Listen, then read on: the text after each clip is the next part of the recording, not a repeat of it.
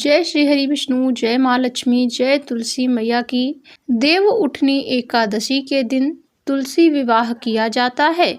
मान्यता है कि जो व्यक्ति इस दिन अपने घर में तुलसी जी का विवाह करता है उसे इस लोक और परलोक में यश की प्राप्ति होती है।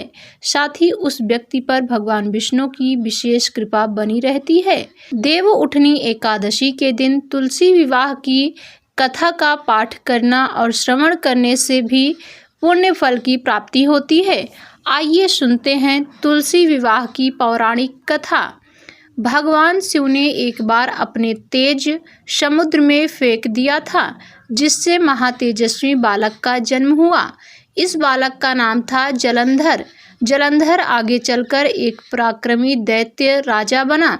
जलंधर बहुत ही राक्षस प्रवृत्ति का था। जलंधर का विवाह दैत्यराज कालनेमी की कन्या वृंदा से हुआ। एक बार जलंधर ने माता लक्ष्मी को प्राप्त करने की इच्छा से उसने युद्ध किया, लेकिन समुद्र में उत्पन्न होने के कारण माता लक्ष्मी ने जलंधर को अपने भाई के रूप में स्वीकार कर लिया।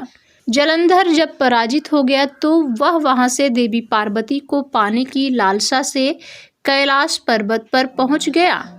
इसके बाद जलंधर भगवान शिव का रूप धारण कर माता पार्वती के पास पहुंचा, लेकिन माता पार्वती ने अपने योग बल से उसे तुरंत ही पहचान लिया और माता पार्वती वहां से तुरंत ही अंतर्ध्यान हो गई। वहां जलंधर भगवान शिव के साथ भी युद्ध करने लगा। देवी पार्वती ने सारा वृतांत भगवान विष्णु को सुनाया। जलंधर की पत्नी वृंदा अत्यंत पतिव्रता स्त्री थी। उसी के पतिव्रत धर्म की शक्ति से जलंधर ना तो मारा जाता था और ना ही पराजित होता था। इसलिए जलंधर का नाश करने के लिए वृंदा के पतिव्रत धर्म को भंग करना बहुत आवश्यक था। इसके बाद भगवान विष्णु एक ऋषि का रूप धारण करके वन में पहुंचे, जहां वृंदा भ्रमण कर रही थी। भगवान विष्णु के साथ दो राक्षस भी वहीं पहुंचे, जिन्हें देखकर वृंदा भयभीत हो गई। फिर भगवान विष्णु जो ऋषि के रूप में थे, उन्होंने वृंदा के सामने पल में दोनों को भस्म कर दिया। इसके बाद ऋषि से वृंदा ने कैलाश पर्वत पर महादेव के साथ युद्ध कर रहे अपने पति जलंधर के बारे में पूछा। ऋषि ने अपने माया जाल से दो वानर प्रकट किए। एक वानर के हाथ में जलंधर का सिर था तथा दूसरे के हाथ में धड़ था।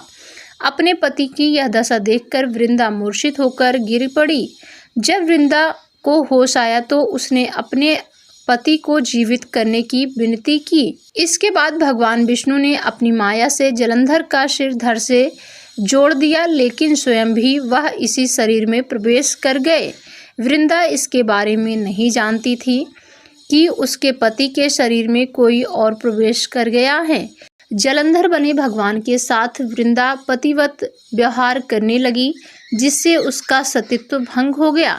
ऐसा होते ही उधर कैलाश पर्वत पर वृंदा का पति जलंधर युद्ध में हार गया। जब वृंदा को पता चला तो उसने क्रोध में आकर भगवान विष्णु को हृदयहीन शिला होने का श्राप दे दिया।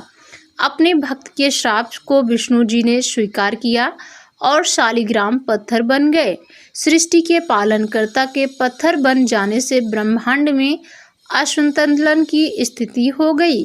यह देखकर सभी देवी देवताओं ने वृंदा से प्रार्थना की कि वह भगवान विष्णु को श्राप मुक्त कर दें। वृंदा ने भगवान विष्णु को श्राप से मुक्त तो कर दिया, लेकिन स्वयं आत्मदाह कर लिया। जहाँ वृंदा भस्म हुई वहाँ तुलसी का पौधा उगा। भगवान विष्णु ने वृंदा से कहा, हे वृंदा, तुम अपने सतीत्व के कारण मुझे लक्ष्मी से अधिक प्रिय हो गई हो। अब तुम तुलसी के रूप में सदा मेरे साथ रहोगी। तब से हर साल कार्तिक महीने के देव उठनी एकादशी का दिन तुलसी विवाह के रूप में मनाया जाता है। भगवान विष्णु ने वरदान दिया कि जो भी मनुष्य मेरे शालिग्राम स्वरूप के साथ तुलसी जी का विवाह करेगा, उसे इस लोक और परलोक में विपुल यश प्राप्त होगा। इसके अलावा तुलसी को वरदान प्राप्त है कि जिस घर में तुलसी रहेगी वहाँ यम के दूत भी असमय नहीं जा सकते।